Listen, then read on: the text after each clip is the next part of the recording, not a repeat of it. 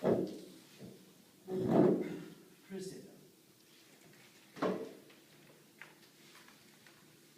Okay, what are we for today? We are here today on the account of me suing Fox News on portraying the male gaze as a heteronormative, patriarchal, white male view that had altered the jury perception to convict Miss Alexander and Mr. Julie with Zimmerman, while Zimmerman walks away as a free man. Begin with your opening statement. Okay, then I would say, W.E.B. Du Bois, the author of In the Souls of Black Folk, discusses how black folk are born with this imaginary veil that gives them a lack of clarity to see themselves outside of what white Americans have prescribed for them. The so-called veil can be related to the term double consciousness that causes us to look at oneself in the eyes of another, something that we all are still guilty of doing till this day. Because in actuality, aren't we all viewing the world through a male gaze that allowed the media to shape our ideologies so very well that without us even realizing it? It starts when we are very young, when we are placed with a veil that enables us to view the world in a white, heteronormative, patriarchal male way, that in essence clogs our judgment of what the real world should be seen as. Something that the media corporations such as Fox News thrives on to twist our perception to this male gaze that allowed for innocent people to be sentenced and a murderer walk away free.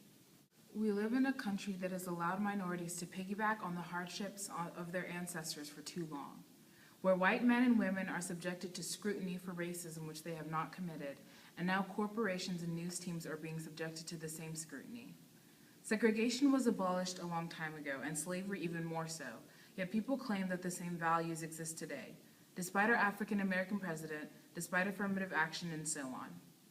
George Zimmerman was found not guilty in the eyes of a progressive, non-racist judiciary system, the same one that chose to convict Ms. Alexander and Mr. Dooley. Race is not involved in our law enforcement system and therefore should be left alone. We live in a post-racist society where men and women of different races have the ability to reach their full potential. The only thing holding them back is the belief in this veil.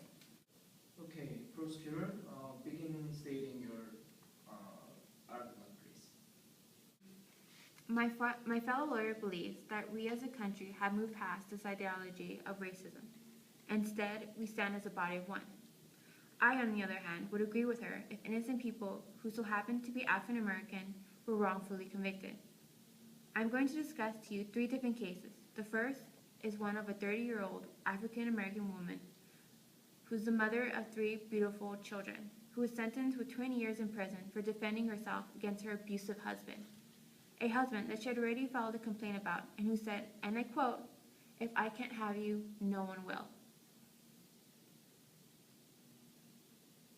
Please note that she did not kill this man, but instead she fired warning shots up into the ceiling to scare her husband away while he had blocked her in the bathroom with no way out. Mrs. Alexander had no previous criminal record, no outstanding warrants, had not been portrayed as a bad mother, but yet fell for a guy who in turn would hurt her physically. Yet somehow she was found guilty after she pleaded for the stand your ground law, where a victim of a crime does not have to attempt to run for safety and can immediately retaliate in self-defense. Yet she was denied the law, and we have to just believe that race wasn't a part of this? The second case is about a 71-year-old African-American man, Mr. Julie, who was sentenced with 8 years in prison for killing a white man. You might think this might be an open and shut case. However, Mr. Julie only shot him as self-defense. Mr. Julie and this young white gentleman was in confrontation over a boy and a skateboard, when the white man, who was taller and had weighed much more than him, lunged at Mr. Julie and began to choke him. He had almost caused him to end Mr. Julie's life. So my question is, what would you do? Well, in Mr. Julie's case, he had got his gun and shot him. There were several witnesses who reported that the white man attacked Mr. Julie, who was a sweet retired bus driver with no criminal record or any activity of lawfulness. Yet after pleading for the stand your ground law, he was rejected and found guilty just like the African American woman. So once again, you're saying race wasn't involved in this situation? The last case is of a white man named Mr. Zimmerman, who shot a young African-American teenager, Trayvon Martin, and was found not guilty. Trayvon Martin was walking home in a white neighborhood when Zimmerman, a neighborhood watchman, saw Trayvon and began to follow him.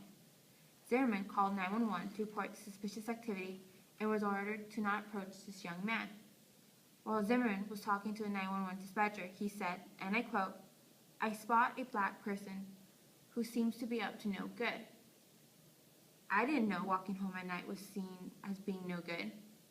But nonetheless, Zimmerman approached Trayvon, where he said he began to start a confrontation with Mr. Zimmerman.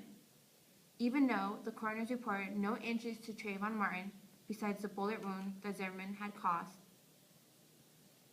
For some reason, with all this evidence of Zimmerman identifying this black boy as being up to no good and shooting him, he walked free due to your stand your ground law. It can be clearly seen that Trayvon was no threat to Zimmerman. He was just walking home on a beautiful night, minding his business. Yet he's the one who's dead, and Mr. Zimmerman walks away free. Let me read you statistics that I gathered from the Tampa Bay Times that reads, of an analysis of 200 Florida stand your ground cases found that people who killed a black person walked free 73% of the time, compared to people who killed a white person walked free 59% of the time. I wonder why this may be, other than that we have evolved into a nation where racism is no longer an issue. Yet, 2 African Americans were sentenced to prison while a white man who killed someone and is yet walking in the streets. Let's say for a moment that there was no racism involved, and my opponent is correct. How is it that Zimmerman didn't get sentenced 20 years in jail for shooting a gun, or at least 8 years like Mr. Dooley did for killing someone? Because according to Florida state law, the 10 to 20 life that was enacted in 1999, which mandates a 20-year sentence in jail for anyone who uses a gun during an altercation. I mean, if we are saying that race doesn't come into play, why didn't a white man get charged for not only using a gun, but killing somebody? During Mr. Dooley's case, he kept saying, if this was a white guy, would he have been sentenced? And I guess the answer would be no. We sentence African Americans because we see them as violent people on the news and TV shows that are constantly airing on the Fox channel. How can we see African Americans as one with everyone if we keep portraying them as violent people who sell drugs, get into fights, rob and steal, airing news on how a black person robbed this place or killed that person, and never once showing white people with any criminal activity and to seeing them as having a good job and education, money?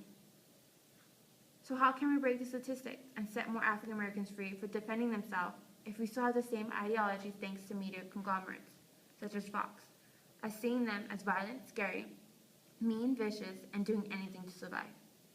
So I propose, if you want to change, we have to start with one station, to lead with example. People have evolved to a point where racism in our society has become comprised of isolated incidents. Any quote-unquote racism experienced by people of color today is based on fact. As it has been said, all stereotypes are rooted in truth. Ms. Alexander claims she shot her husband in self-defense. She claims she was within her rights under the Stand Your Ground law. If that were true, then why did she leave her house, go into her car to retrieve her gun, and place herself in that situation once more? All 3 African Americans in their respective cases were outside of their rights under the law. Mr. Martin was exhibiting suspicious behavior late at night, wearing outerwear that had the ability to hide his face. The perfect suspect for a crime in a neighborhood that had recently been ransacked by thieving young men. Mr. Zimmerman had simply been doing his job as a neighborhood watchman and watching out for his neighborhood. Even if Trayvon was up to no suspicious activity that he had been suspected of, what was he doing in the middle of the night? You can say his death was a result of racial profiling, but I say it was the result of an effective neighborhood watchman. Fox News did nothing to portray him as a thug or a villain. Trayvon Martin did that to himself. Fox News was simply stating the facts. Mr. Dooley was found guilty of exhibition of a weapon in addition to manslaughter. If you ask me, Dooley got off easy because of his race, but that is neither here nor there.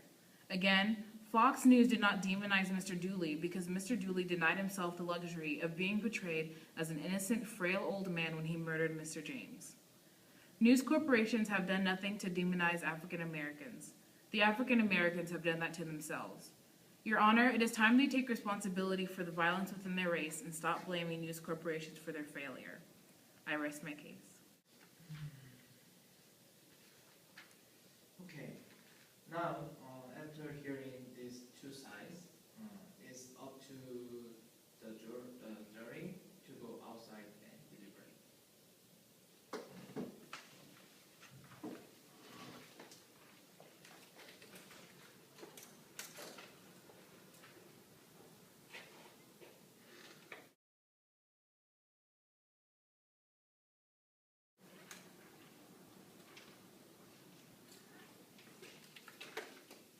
Your Honor, we, the jury, find that Fox News not guilty on the account that there is insufficient evidence supporting the presence of racial discrimination, prejudice, or profiling in the media.